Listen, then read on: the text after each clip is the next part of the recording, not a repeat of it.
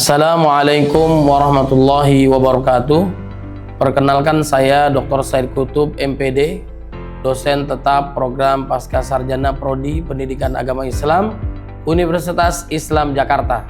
Pada kesempatan kali ini saya ingin menyampaikan terkait mata kuliah yang saya ampu, yang sesuai dengan bidang keahlian saya, yaitu mata kuliah pengembangan pemikiran Islam. Mata kuliah ini ditujukan untuk mahasiswa pasca sarjana semester 2 dengan kode mata kuliah MKW 2304 dan bobot 3 SKS. Kuliah ini merupakan mata kuliah wajib diselenggarakan dalam 16 kali pertemuan tatap muka dengan rincian 14 kali pertemuan materi dan 2 kali untuk pertemuan masing-masing ujian tengah semester dan ujian akhir semester. Deskripsi mata kuliah ini memberikan penguatan pengetahuan dan pemahaman yang komprehensif berkait dengan pengembangan pemikiran Islam dalam sudut pandang yang komprehensif dengan penguatan akademik serta analisis kajian persoalan pemikiran keagamaan dan keislaman kaitannya dengan realitas kekinian dan kedisinian dengan beragam pendekatan dengan wawasan keberislaman yang rahmatan lil alamin. Penguatan lainnya agar memiliki keterampilan dan kemampuan dalam menjawab problematika pemikiran keislaman dengan menghargai keanekaragaman pandangan berbasiskan saling menghargai. Mata kuliah ini membahas juga terkait tema-tema diantaranya agama dan beragama, kebenaran agama, teologi Islam, tauhid dalam pandangan Al-Quran, agama sumber nilai, sebab-sebab terjadinya distorsi terhadap sumber ajaran. Begitu juga nanti ada mereview makalah dari pertemuan pertama sampai pertemuan ke-6. Kemudian juga ada ujian tengah semester. Kemudian pembahasan selanjutnya adalah ilmu dalam pandangan Al-Quran, sumber hukum dan perangkat hukum Islam, dimensi ibadah dalam Islam, kemudian pentingnya peranata agama dan politik. Begitu juga Islam dan problem kemiskinan, Islam dan demokrasi. Kemudian juga nanti ada mereview makalah dari pertemuan ke-9 sampai pertemuan ke-14. Dan kemudian adanya ujian akhir semester. Pada akhir mata kuliah, mahasiswa juga akan dibekali teknik cara untuk menyusun dan menciptakan karya tulisan tentang pengembangan pemikiran Islam yang kemudian dijadikan sebuah buku hasil karya mahasiswa untuk diterbitkan. Adapun capaian pembelajaran lulusan atau CPL Prodi pada mata kuliah ini meliputi CPL 1, CPL 2, CPL 3, CPL 4 yang telah tertuang dalam RPS dan telah divalidasi oleh Ketua Prodi. Adapun capaian pembelajaran mata kuliah CPMK yang diharapkan mahasiswa antara lain CPMK 1, CPMK 2, CPMK 3, CPMK 4. Yang pertama, bertakwa kepada Tuhan Yang Maha Esa dan mampu menunjukkan sikap religius. Yang kedua, menjunjung tinggi nilai kemanusiaan dalam menjalankan tugas berdasarkan agama, moral, dan etika. Yang ketiga, menghargai keanekaragaman budaya, pandangan, agama, dan kepercayaan, serta pendapat atau temuan orisinal orang lain. Yang keempat, mampu mengenali kebutuhan dan mengelola pembelajaran diri seumur hidup. Adapun strategi penilaian berupa beberapa komponen penilaian dan bobot, diantaranya partisipasi dan kehadiran 10%, tugas individu dan kelompok 30%, UTS 25%, UAS 35%, total 100%. Adapun 3 komponen utama proses pembelajaran mata kuliah ini yaitu delivery, interaction, and assessment. DIA. Delivery, saya memberikan materi serta RPS yang dapat diunduh langsung oleh mahasiswa pada sistem e-learning resmi Universitas Islam Jakarta yaitu uid.ac.id. serta presentasi interaktif yang langsung dilakukan secara tatap muka untuk mendukung pemahaman mahasiswa. Materi yang saya sampaikan didukung oleh beberapa media pembelajaran berupa video dan kuis interaktif sebagai media pendukungnya. Kemudian dalam interaksi pada mata kuliah ini melibatkan komunikasi 2 arah antara dosen dan mahasiswa berupa diskusi, tanya jawab, kolaborasi, dan refleksi bersama. Kemudian yang terakhir adalah asesmen. Adapun sistem penilaian yang saya lakukan dalam mata kuliah ini mencakup asesmen formatif untuk penilaian proses yang dilakukan melalui kuis, tugas proyek individu dan kelompok, serta penilaian sikap dan keterampilan sesuai RPS. Selanjutnya asesmen sumatif untuk penilaian terakhir berupa UTS dan UAS. Selanjutnya model pembelajaran yang digunakan dalam mata kuliah ini adalah experiential learning dan project based learning dengan metode presentasi interaktif, demonstrasi, kolaborasi kelompok, dan respon kreatif. Selanjutnya referensi. Referensi yang saya gunakan dalam mata kuliah ini adalah berupa buku referensi karya saya sendiri dan juga buku referensi karya ahli lainnya serta artikel jurnal bereputasi yang memiliki nilai kebaharuan agar mahasiswa mampu mengikuti perkembangan ilmu pengetahuan Islam dan juga teknologi masa kini.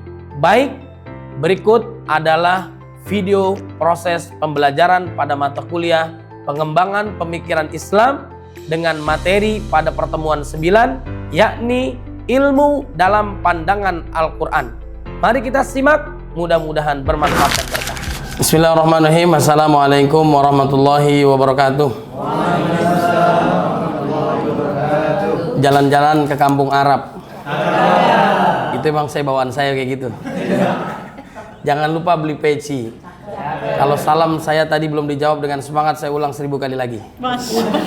Assalamualaikum warahmatullahi wabarakatuh. Waalaikumsalam warahmatullahi wabarakatuh. Daun salam, daun talas. Salam. Yang tadi jawab salam, saya doakan hutangnya lunas. Amin. Ketahuan yang aminnya kencang, hutangnya banyak. Ya. Ikan sepat, ikan gabus. Lebih cepat, lebih baik. Alhamdulillahirabbil alamin. Gimana kabarnya semua, Bapak Ibu, sehat semua? Marilah kita buka pertemuan kita, kuliah kita, pertemuan yang ke-9 dengan bacaan basmalah. Bismillahirrahmanirrahim. Mudah-mudahan setiap langkah kita diberkahi oleh Allah Subhanahu wa taala. Alhamdulillah Rabbil Alamin. Asyhadu an la ilaha illallah wahdahu la syarikalah wa asyhadu anna Muhammadan abduhu wa rasuluh. Allahumma salli wa sallim wa barik ala Sayyidina Muhammadin wa ala alihi wa sahbihi ajma'in, amma ba'd. Faqala Allah Ta'ala fil Qur'anil Karim, a'udzu billahi minasyaitonir rajim. Bismillahirrahmanirrahim.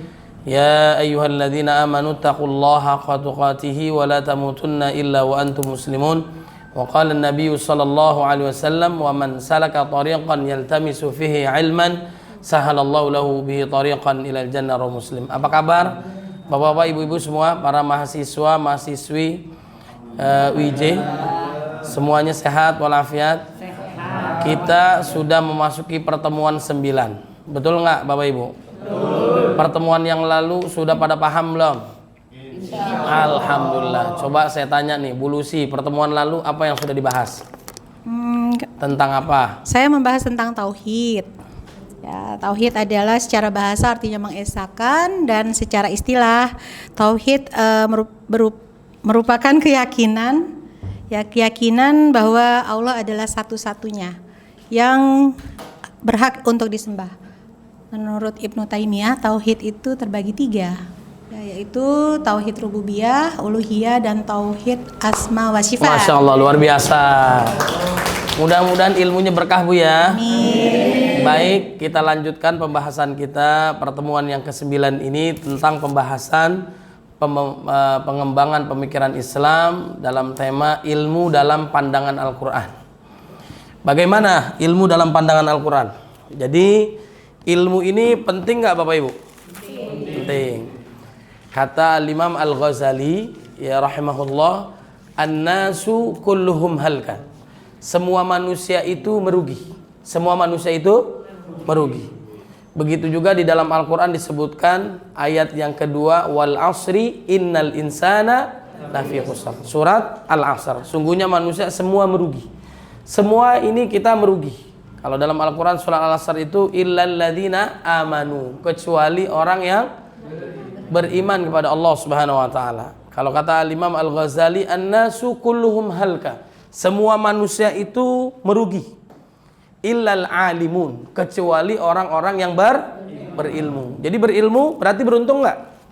Beruntung. Makanya kita harus punya ilmu. Dalam Al-Quran ini dijelaskan, ilmu memiliki posisi yang sangat tinggi dan menjadi salah satu pondasi utama dalam kehidupan manusia. Islam memandang ilmu bukan hanya sebagai alat untuk mengetahui dunia, tetapi juga sebagai jalan menuju pengenalan dan kedekatan kepada Allah Subhanahu wa taala. Di dalam Al-Quran juga dijelaskan bahwa Allah mengangkat orang yang memiliki ilmu. Yarfa'illahu alladhina amanu minkum walladhina utul ilma darajat. Di awal juga saya sampaikan hadis Nabi, orang yang keluar dari rumahnya dalam rangka mencari ilmu, maka Allah akan mudahkan jalannya menuju surga. Siapa yang mau masuk surga di sini? Coba saya tanya, siapa yang mau masuk surga di sini? Siapa yang mau duluan? Oh, giliran duluan saya disuruh duluan. Mudah-mudahan yang hadir di sini panjang umur, sehat walafiat. Namanya umur nggak ada yang tahu, betul nggak? Bisa jadi bapak ibu duluan, saya belakangan, ya. Atau kebalikannya, saya belakangan, bapak ibu duluan. Tapi saya jangan kepedean, bisa jadi saya duluan takziah ke rumah bapak ibu, ya. Baik, mudah-mudahan berkah, ya. Senyumnya jangan ditahan-tahan, dikeluarin aja. Nanti bisa sakit nanti, ya. Jadi kita senyum sodakoh. Kalau nggak punya duit, senyum aja. Insya Allah dapat pahala sodakoh, betul nggak? Ini namanya apa bapak ibu? Apa namanya nih? Cari. Udah pinter dia. Alhamdulillah. Duit bukan segalanya. Betul nggak? Segalanya butuh duit. Duit tidak dibawa mati. Zaman sekarang nggak punya duit seperti orang mati. Benar nggak? Mudah-mudahan yang hadir rezekinya banyak barokah. Baik, balik lagi bahwasanya semua manusia merugi kecuali berilmu. Jadi ilmu penting nggak? Penting banget. Faridatun ala kulli muslimin, diwajibkan kita menuntut ilmu. Walaupun ilmu nggak salah, kenapa selalu dituntut? Iya, bercanda bu, bercanda ya. Jadi ilmu sangat penting. Kemudian ternyata orang berilmu itu masih merugi, kata Imam Al-Ghazali. Al-alimun kulluhum halka illal amilun, kecuali dia mengamalkan ilmunya. Wal alimun wal amilun kullum halka, orang berilmu kemudian mengamalkan ilmunya, dia masih merugi. Kira-kira kenapa? Dia udah punya ilmu, kemudian juga dia mengamalkan ilmunya, tapi juga masih merugi. Kenapa kira-kira?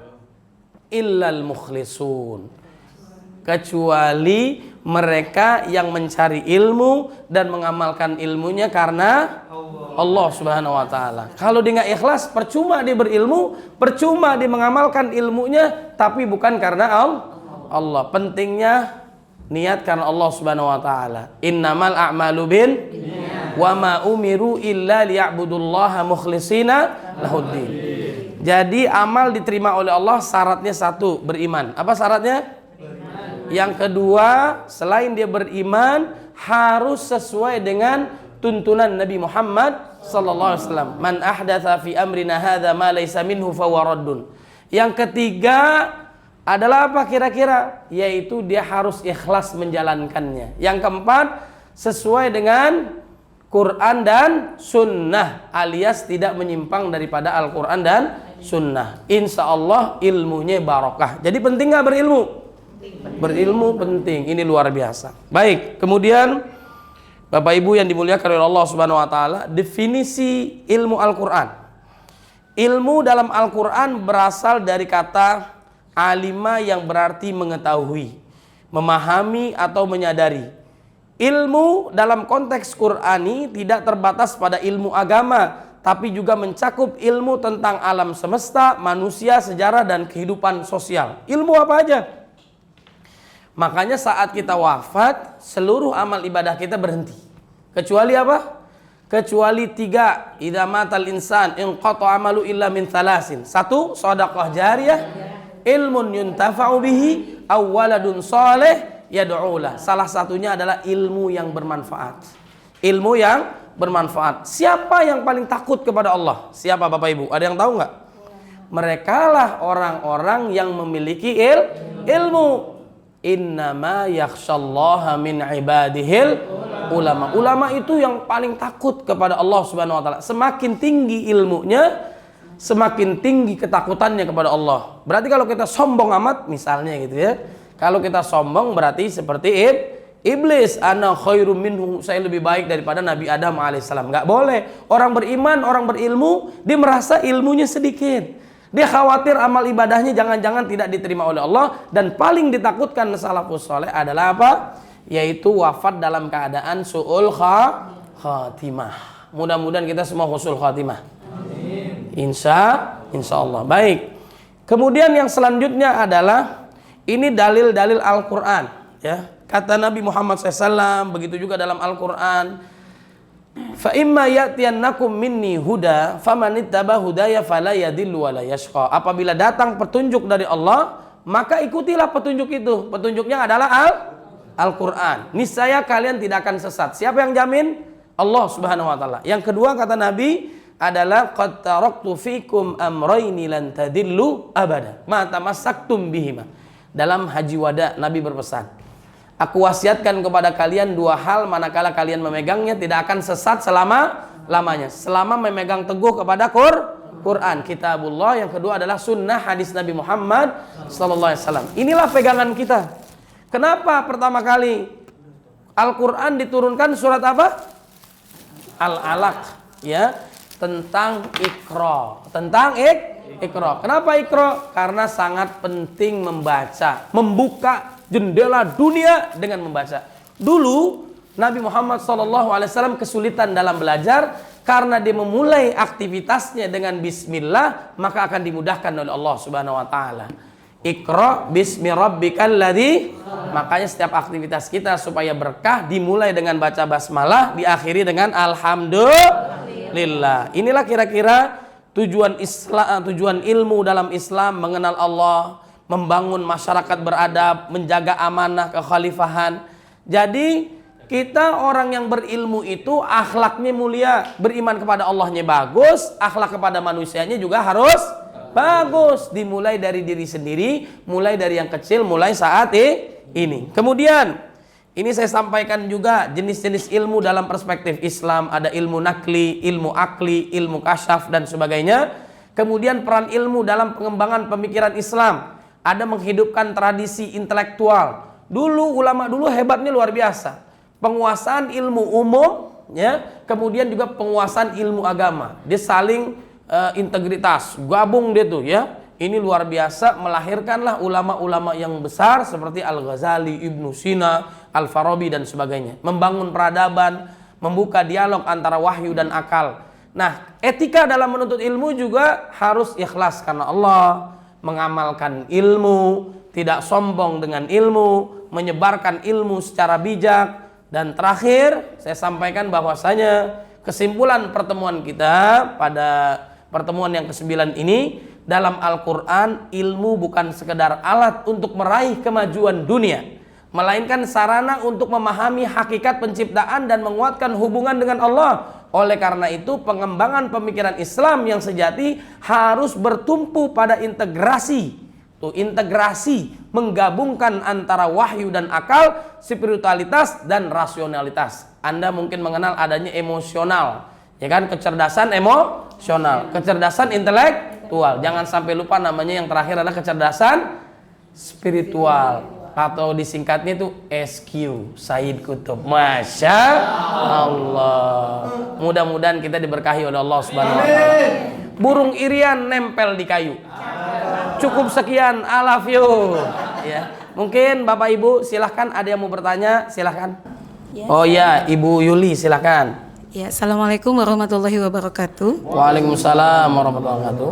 Ya, mengenai pembahasan kali ini tentang ilmu dalam perspektif Al-Quran, saya ingin bertanya bahwa di dalam Al-Quran surat Al-Isra ayat 85 menyatakan bahwa manusia itu diberikan ilmu hanya sedikit.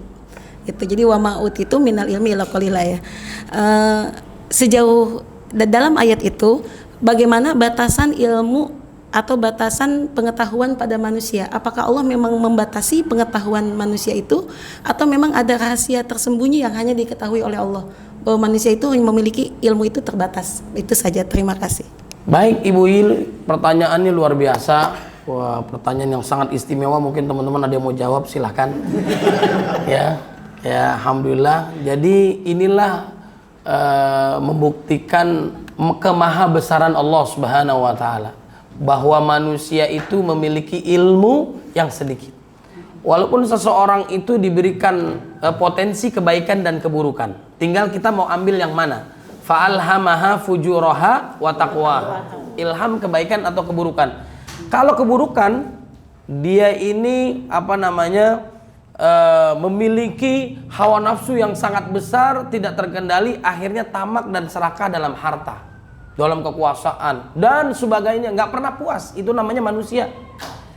Namun kalau digunakan potensi itu untuk kebaikan, maka dia nggak pernah puas yang namanya menuntut ilmu. Tapi sehebat-hebatnya orang, secanggih-canggihnya orang, memiliki kecerdasan yang luar biasa, masih jauh dengan Allah Subhanahu wa taala. Poinnya adalah kita nggak boleh sombong. Seperti kita mencelupkan air jari kita ke dalam laut, kemudian kita angkat, yang menetes inilah adalah ilmu manusia. Sedangkan lautan, samudra yang sangat luas itu ilmu Allah Subhanahu wa ta'ala. Fala tuzakku anfusakum huwa a'lamu biman ittaqa. Hai ahli ibadah, ahli dzikir, ahli ilmu, janganlah kalian merasa suci, paling hebat, paling pintar, karena Allah tahu siapa di antara kalian yang paling bertakwa. Wallahu a'lam bissawab. Baik, selanjutnya kita adakan kuis ya.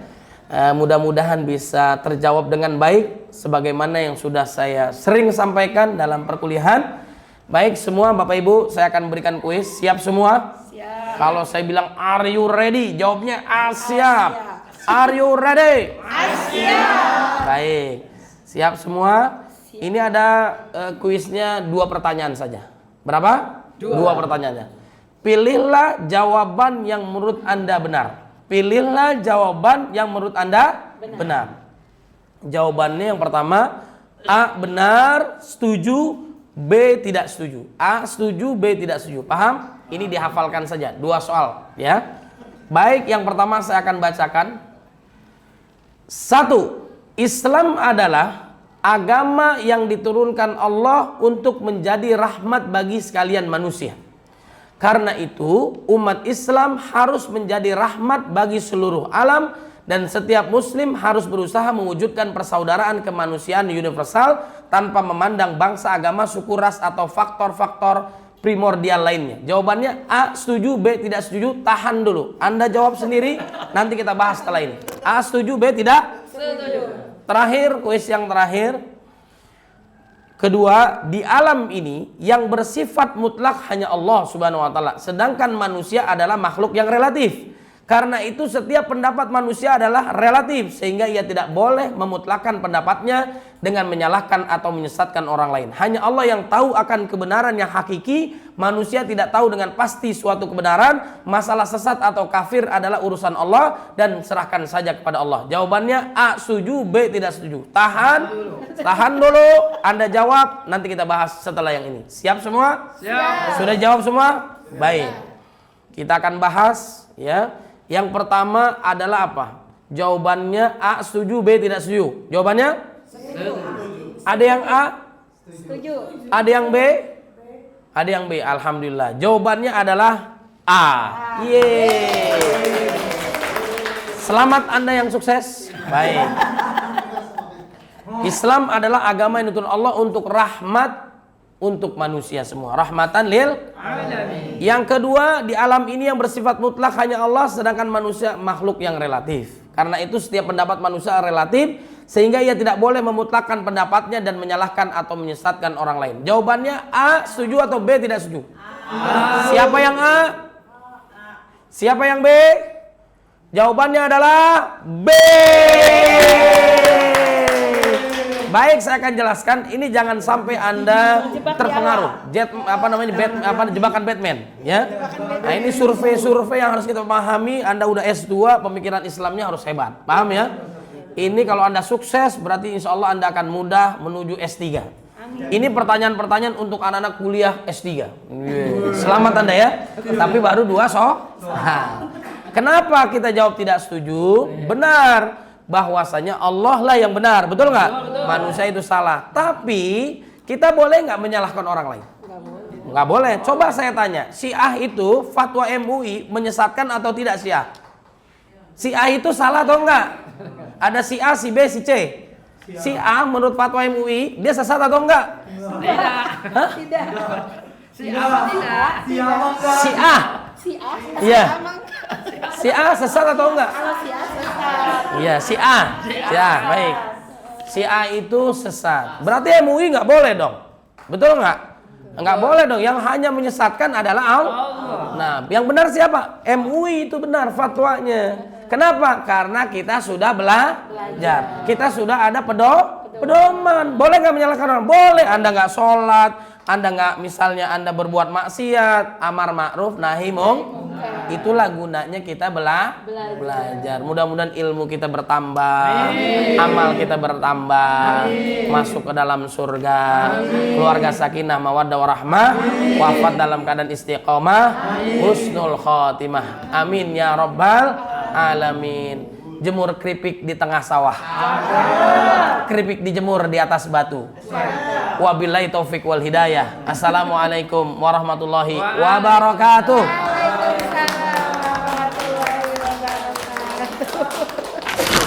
Sekian video rekaman proses pembelajaran untuk mata kuliah pengembangan pemikiran Islam pada program Pasca Sarjana Prodi Pendidikan Agama Islam Universitas Islam Jakarta. Video ini digunakan sebagai salah satu syarat penyusunan dokumen pernyataan diri dosen dalam unjuk kerja Tridharma Perguruan Tinggi atau PDD UK-TPT. Semoga dengan adanya video ini bisa menjadi pertimbangan yang baik dalam proses penilaian sertifikasi dosen gelombang pertama tahun 2025. Akhir kata saya ucapkan terima kasih.